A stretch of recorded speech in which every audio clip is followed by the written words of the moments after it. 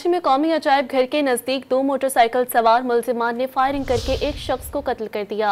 मकतूल की शनाख्त 25 साला सफदर रफीक के नाम से हुई। मजीद जानते हैं डॉन न्यूज के नुमाइंदे मोहम्मद बिलाल से।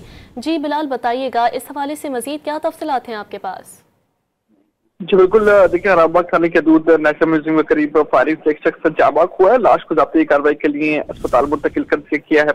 हरामबाग पुलिस की जानिब से ये मौक़िफ़ सामने आया है कि मकतूल की शनाख्त 25 साला सफदर रफीक के नाम से हुई है। मकतूल पैदल आ रहा था कि फायरिंग करने वाले मुलजिमान मोटरसाइकिल पर सवार थे। मकतूल सफदर को 2 गोलियां लगी हैं, जबकि बंस रोड पर बिरयानी की शॉप पर मकतूल काम करता था और इसका बाई ताल्लुक रहीम यार खान से बताया जा रहा है। पुलिस हुकाम की जानिब से कहा गया है कि गोलियों के खौल बरामद हुए, जिन्हें तहवील में ले लिया गया है, जबकि मजीद तहकीकात की जाएगी और मजीद तफ्तीश के बाद ये मालूम हो सकेगा कि आया एक टारगेट किलिंग है या कोई जाती दुश्मनी। जी बिल्कुल, इस हवाले से तहकीकात की जा रही है। मोहम्मद बिलाल, तफसीलात से आप आगाह कर रहे थे, शुक्रिया।